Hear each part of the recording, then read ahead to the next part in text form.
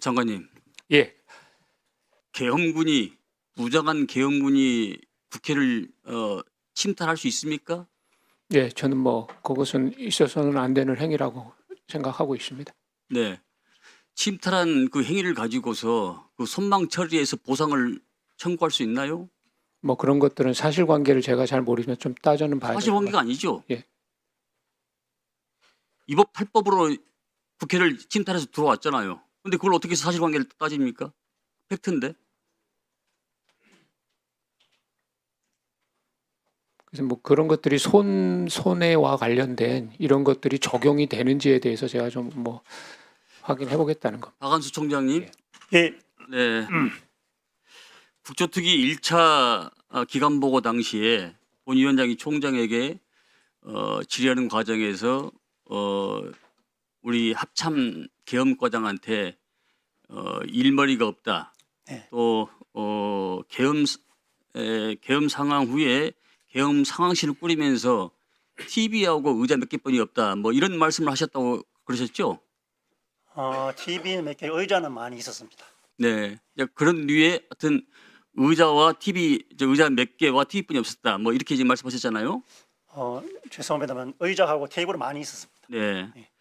그래서 당시 총장은 본 위원장에게 6번의 매뉴얼이 없고 계획도 없고 훈련도 안 하고 있는데 합참 계엄과에서 알려주지 않으면 누가 알려주냐? 일의 순서가 육군본부를 불러서 올리는 것이 우선순위가 아니라 계엄과에서 잘 알고 있는 매뉴얼이나 이런 걸 나에게 좀 가지고 와서 내가 뭘 해야 되는지 좀 알려달라. 일의 우선순위가 일머리가 그렇지 않냐? 이렇게 지금 답변하셨어요. 근데 그 당시에 이게 언제 답변했으며 어떻게 이렇게 답변한 이유가 무엇이죠? 언제 했으며? 언제 답변했는지는 제가 정확하게 무슨 말씀인지 잘 못 알아먹겠고. 아니 그러니까 일머리가 없다. 네. 이 말씀하신 지가 언제냐고요? 그걸 정확하게 제가 특정은 솔직히 기억을 할 수 없는 상황이고 제가 수시로 아하. 그런 얘기를 잘 합니다. 아니 엄중한 계엄 상황실 계엄 사령관께서 육군 총장께서 이 내용을 언제 당신이 이 계엄 과장한테 말한지를 모른단 말이에요? 예, 제가 상황실 구성해서 제가 나중에 이렇게 조사를 받으면서 보니까 몇 번이 이제 아니 그 시간이 언제냐 이런 얘기예요. 계엄 상황 전이냐 후냐 이걸 지금 묻는 겁니다. 계엄 상황 계엄이 선포된 다음에 쭉 상황실 구성하는 사이에 있었습니다. 네. 계엄실 상황이 구성하고 나서 계엄실 상황은 03시가 되어서 겨우 구성된 걸로 제가 알고 있고 그 계엄 그러니까 이 말을 우리 합참 계엄 과장한테 언제 했냐는 얘기예요. 제가 그거를 정확하게 잘 모르겠습니다. 몇 번 상황실 구성하면서 제가 좀 얘기를 했고 계엄 상황 후에 말씀하셨다고 그랬잖아요, 금방요. 예, 계엄 선포 이후에 네, 자 우리 계엄 과장님 앞으로 너무 나오세요.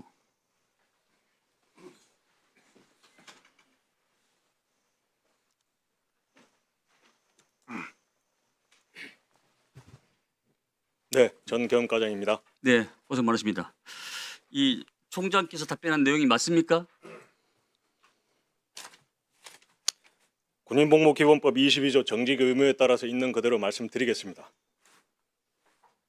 일단 첫 번째는 계엄이 선포되고 나서 국회에서 계엄이 해제한다는 의결되기 전에 계엄 상황실이 제대로 구성되지 않고 한다고 해서 그때 한 번 있었고 또 그 다음에 이어서 국방부 합참을 출입하는 기자들이 들어오지 못하고 있다라는 연락을 경호처로 연락이 갔고 경호처 상황실에서는 이것은 우리의 소관이 아니다. 이것은 계엄사로 문의를 해라 라고 하는 것을 어떤 여군이 와서 그것을 당시에 보고를 하고 제가 그걸 듣고는 합참에 대한 출입 여부에 대해서는 공보실 또는 보안 쪽에 확인을 해야 된다라고 얘기를 하니까 그때도 한번 그 동일한 말을 했었습니다. 그러면서 육군본부의 공보실장과 그 여군이 함께 나가서 그 상황을 조치해라 라고 했었고 세 번째는 01시 01분 그때는 저는 시간은 몰랐습니다. 국회의 계엄 해제 가결, 그러니까 의결이 되고 나서 계엄 실무 편람을 펼쳐서 계엄법 11조에 지체 없이 계엄을 해제한다라는 문구를 당시에 앉아있던 정진팔 장군과 이재식 장군 사이에서 설명을 했을 때 그때 또 한 번 그런 말씀을 하셨습니다. 이상입니다. 그러니까 그 시점이 계엄 해제한 이후에 지금 말씀하셨다 그런 얘기 아니에요? 그 말은 계엄 해제가 가결된 그 이후에 그걸 얘기하니까 그렇게 그렇죠. 한 겁니다. 그러니까 지금까지 총장이 말씀한 내용하고 우리 계엄 사령관이 말씀한 내용하고 전혀 상반되고 상이한 내용입니다. 죄송합니다. 저는 그렇게 사실은 방금 듣지는 않았습니다. 아니 총장께서 금방 그러셨잖아요. 이건 계엄 후에 예, 말씀하셨다. 계엄 후에. 예.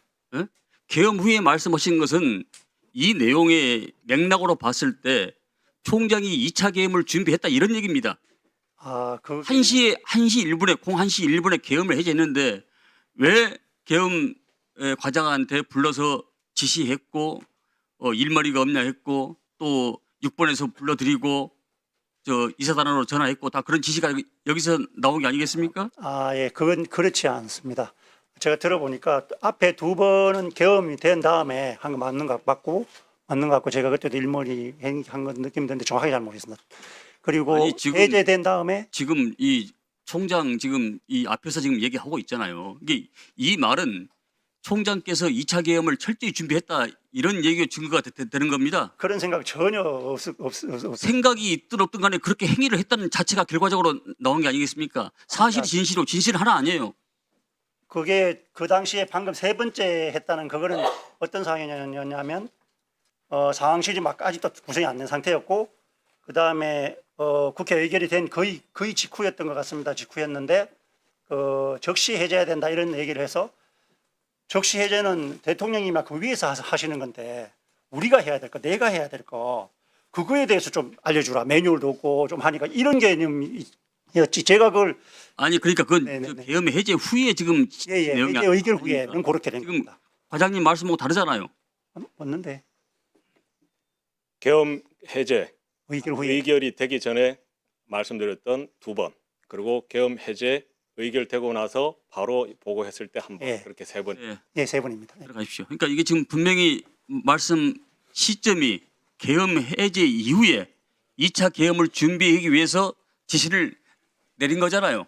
그렇지 않습니다. 이제 그때 어떤 상황이냐면 그 얘기가 나와서 바로 우리가 뭘 한지는 모르는데 얘기를 했으니까 거기에 있는 임시로 있는 장군들이 있었습니다. 그래서 처음에 그 계엄과장이 그래도 전문가니까 그 지휘 감독에 대해서 얘기했을 때 의미가 있는 얘기를 했었고 그때도 매우 의미가 있는 얘기라고 이제 판단이 되었기 때문에 말은 그렇게 했지만 어떻게 하냐 대화를 했습니다. 이건 이제 변명 여지가 없습니다. 그렇지 않습니다. 그래서 자, 바로 올라간 겁니다. 장관님, 현재 우리 박한수 총장 신분은 어떤 상태입니까? 예, 현재는 뭐 보직 해임은 되지 못하고 지금 다른 조치들을 준비하고 있습니다. 3차 청문회 당시에 제가 법률 검토한 결과에 직무대행이 보직회의 심사위원회에 포함되는 것은 적절하지 않다고 그렇게 답변을 했어요. 근데 계속 드러나고 있는 박한수 총장의 이중과 또 소방사 출동 인원 파악, 이사단 출동 준비 문의, 6번 서울행 버스 출발 지시 이런 계엄 해제 후에 취한 행동을 봤을 때 저는 직무대행으로 상당히 우리 장관께서 박 총장의 지휘를 저는 바로 박탈했나 봅니다. 원 의원이 이 법률상이 어렵다면 개정을 좀 하고 있기 때문에 법안을 지금 내서 제출하고 있습니다. 장관 대행께서 이 부분에 대해서 관심을 갖고 조속히 통과시킬 수 있도록 각별히 신경을 써주시기 바랍니다. 네, 알겠습니다. 자, 그러면 지금부터 잠시만 주목해 주시기 바랍니다. 제가 구독자분들을 위해서 선물 하나를 준비했는데요. 제가 항상 여러분들께 드리는 말씀이 있습니다. 뉴스만 평소에 잘 챙겨보셔도 돈이 되고 돈을 벌 수 있다라고 말씀을 드렸는데요. 여러분들은 여기 보시는 삼성전자 뉴스를 보고 어떤 생각이 드세요? 아니면 정치인들의 뉴스, 날씨 뉴스를 보고는 어떤 생각이 드시나요? 그냥 뉴스만 보고 끝내는지 아니면 이 뉴스를 어떻게 이용할 수 있는지 이 부분을 고민하고 계시는지를 되물어보고 싶습니다. 그 이유가 뭐냐 하면 제가 지난번에 여러분들께 뭐라고 말씀을 드렸었죠? 지금은 반도체 섹터를 눈여겨보셔야 한다고 말씀드렸습니다. 그리고 나서 이런 썸네일들 뉴스를 통해서 많이 보셨을 겁니다. 반도체 내용이 이슈가 됐을 때 부자들은 어떻게 생각한다? 반도체 관련주들은 뭐가 있는지, 어떤 종목이 가장 좋은지, 어디에 투자해야 돈이 몰리는지 자연스럽게 생각한다고 제가 말씀을 드렸죠. 그 이유가 뭐냐 하면 부자들이 봤을 때는 이슈가 곧 돈으로 이어지고 그 이슈가 나에게 돈을 벌어준다는 경험적 확신이 있기 때문에 부자들은 항상 이런 사회적 이슈를 관심 있게 챙겨본다고 제가 말씀을 드렸습니다. 이번에도 마찬가지인데요. 제가 지난번에 시청자분들과 함께하는 주식으로 수익 내기 이벤트를 진행했었죠. 당연히 100% 무료로 진행을 했었고요. 여기 보시면 아시겠지만 제가 지난번에도 구독이라고 보내주신 모든 시청자분들께 반도체 관련주 중에 가장 크게 급등할 딱 한 종목, 많은 종목도 아니라 한미반도체 한 종목을 여러분들께 추천드렸어요. 그러면서 여기 나와 있는 대로 정확히 얼마에 매수해야 하는지, 그리고 수익률이 어느 정도 나왔을 때 팔아야 하는지를, 이런 부분들까지 여러분들에게 정확히 알려드렸었는데 지금 실제로 어떻게 되었다? 오른쪽을 보시면 아시겠지만 제가 지난번 문자 발송으로 이 한미반도체를 소개해드리고 나서 실제로 이렇게 5배 이상 어마무시한 상승이 나왔습니다. 100만 원만 투자를 했어도 무려 500만 원이 넘는 수익금이 생긴 거죠. 그래서 당시에도 굉장히 많은 분들이 제가 드린 이 한미반도체로 수익을 내실 수가 있으셨을 텐데요.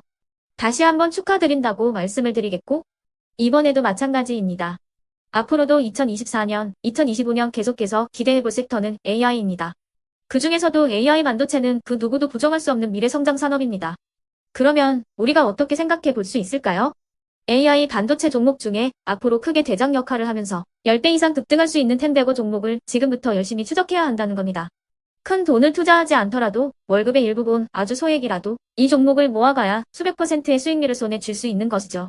지금 여러분이 보고 계시는 이 유튜브 또한 AI 반도체와 아주 밀접한 연관이 있고, 반도체야말로 대한민국의 핵심 산업으로 앞으로 더더욱 시장은 성장할 수밖에 없습니다. 그렇기 때문에 제가 이번에도 뭘 보내드리고 있냐면, 지난번과 똑같이 구독이라는 문자를 보내주시면 제가 AI 반도체 관련주 중에 앞으로 대장주 역할을 하면서 주가가 가장 크게 급등할 한 종목을 여러분들께 문자 발송으로 종목명과 사고 파는 시점을 모두 알려드릴 건데요. 그 문자를 받고 여러분들이 주식으로 돈 버는 연습을 한번 해보셨으면 좋겠고요. 혹시라도 나는 주식을 하지 않는다 하시는 분들은 주변에 주식하시는 지인분들에게 말씀을 해주셔도 되고요.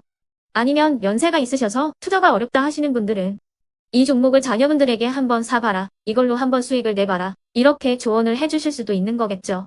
그래서 지금 이 영상을 보시는 시청자분들 중에 나도 이번 종목이 좀 궁금하다 하시는 분들은요, 누구나 상관없이, 그리고 어느 시간대나 상관없이 부담 없이 010-2514-5930번으로 구독이라는 문자 보내주시면 제가 이번에도 똑같이 무료 추천 급등주 문자를 보내드리겠습니다. 이해되시겠죠? 제 번호 010-2514-5930번으로 구독이라는 문자 보내주시면 여러분들이 직접 이슈를 통해서 돈 버는 연습을 해보실 수가 있는 거고, 제가 돈을 받는 것도 아니고 투자를 대신해 드리는 것도 아니기 때문에 부담 없이 신청해 주시면 되는 겁니다.